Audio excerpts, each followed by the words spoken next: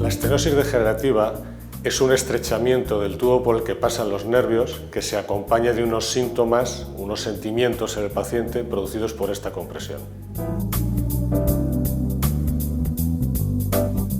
El proceso degenerativo de la columna conlleva que al perder altura los discos se producen una serie de estrechamientos, inestabilidades por una rebábar de hueso, por estos micromovimientos, y eso hace que el espacio para los nervios vaya siendo cada vez menor.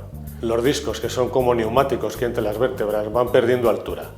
Esta pérdida de altura conlleva que hay unos micromovimientos, igual que cuando al coche se les hincha el neumático y las curvas se mueve, o el armarito de la cocina, cuando la bisagra está floja, la puerta roza y se mueve, pues en las vértebras pasa lo mismo.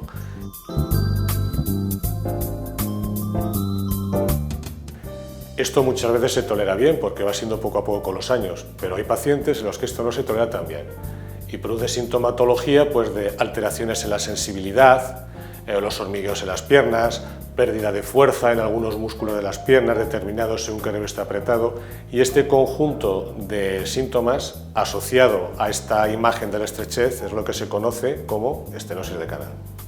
Hay que distinguir muy bien lumbago o dolor de espalda, que eso no tiene nada que ver con la estenosis de canal, con la estenosis de canal. La estenosis de canal es una pérdida de sensibilidad, aparición de hormigueos, calambres por las piernas, pero no calambres musculares, sino corrientazos que bajan por la pierna hacia abajo.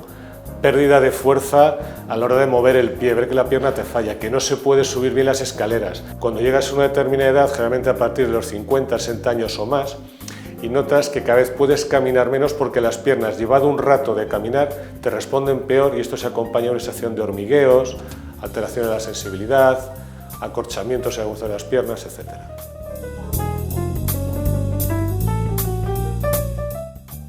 El diagnóstico de la estenosis de canal lumbar, como todo en medicina, empieza escuchando al paciente y esto lleva un tiempo. Hay que preguntarle qué es lo que pasa, desde cuándo le pasa y ver si se adapta un poco a este cuadro. Entonces, una vez que has escuchado al paciente y has cuadrado que lo que te cuenta es algo parecido a esto, hay que explorarle. Hay que emplear la tecnología digital. Que la tecnología digital no es usar un software muy avanzado, sino que es tocar al paciente. Y hay que explorarle, probar la fuerza de las piernas, probar la sensibilidad de las piernas generalmente. Y una vez que has hecho todo esto, si te cuadra los hallazgos que has tenido de exploración con lo que el paciente te ha contado, entonces pides una prueba complementaria, como se llama complementaria, que son las resonancias, la radiografía, el TAC, etc. Depende de cada paciente lo que necesite. Una estenosis de canal necesitas o un TAC o una resonancia, porque necesitas ver un corte de la columna para ver cómo de gordo es el tubo por el que pasan los nervios.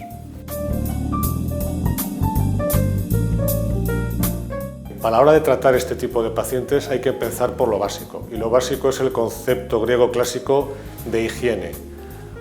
Higiene se refiere a formas de vida, ergonomía laboral, que es realizar los trabajos con el menor grado de fatiga posible, o sea, aumentando el empleo de la energía, controlar el peso corporal, hacer un poco de ejercicio para tener el cuerpo con una musculatura que nos permita controlar nuestra columna. Si un paciente es diabético, que tenga buen control de la diabetes, evitar hábitos tóxicos como el fumar, todo este tipo de cosas. Eso es lo primero. Esto se puede apoyar con fisioterapia y ocasionalmente con fármacos.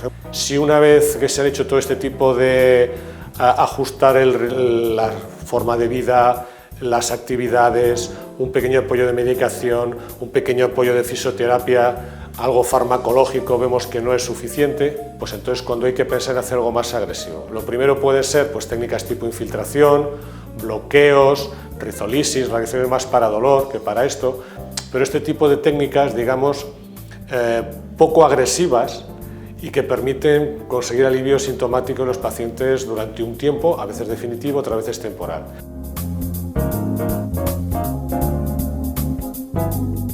Una estenosis de canal, el nervio es como un cable eléctrico. Entonces el cable eléctrico, cuando se aprieta y se rompen los pelitos de cobre, eso ya lo recupera. Pues muchas veces lo único que puedes hacer es hacer sitio al cable, hacer sitio al nervio, y eso es la cirugía.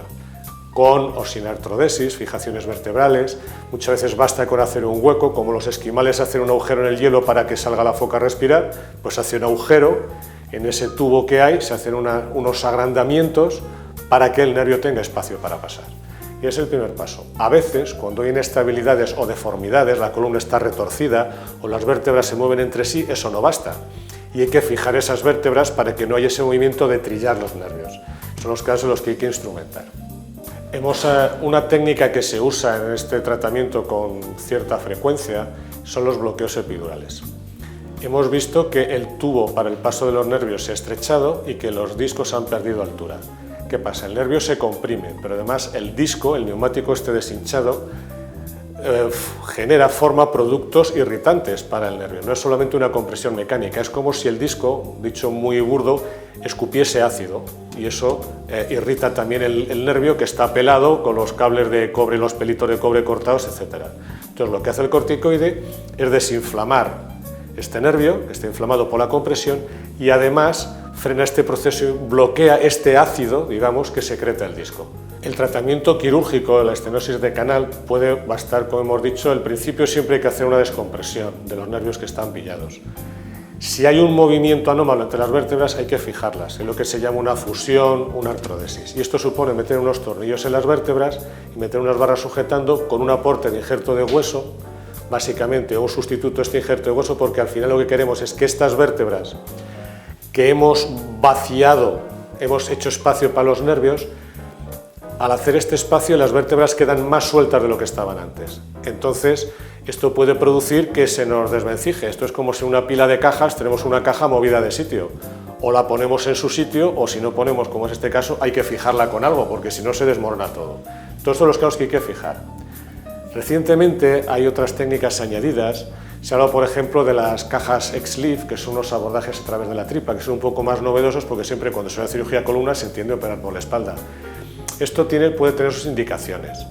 Se dice que si al separar las vértebras por delante, ese disco que se había hundido, el neumático deshinchado, le metemos un taco y lo levantamos, va a abrir espacio para el nervio. Yo personalmente soy un poco escéptico de que esto sea así en todos los casos. Puede tener su indicación y no solo para esto. Y luego otros, digamos, implantes todo aquello extraño que se pone en el cuerpo cuando hay una cirugía, que ha estado bastante en boga, son los dispositivos interespinosos.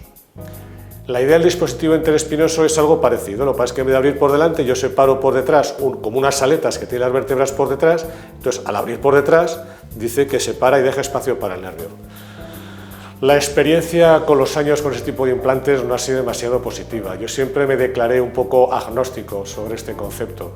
Y no voy a decir que no deban de emplearse o que no pueden emplearse, pero desde luego yo sería tremendamente restrictivo porque su utilidad inicial o lo que se pensaba de útiles que iban a ser, con los años no ha sido tan útil como se pensaba. Pero la base del tratamiento quirúrgico es hacer sitio a ese nervio y permitir que esa sangre, que esas varices que tenemos ahí, esa sangre fluya bien, el cable quede con espacio, añadiendo o no fijación según lo que hemos necesitado.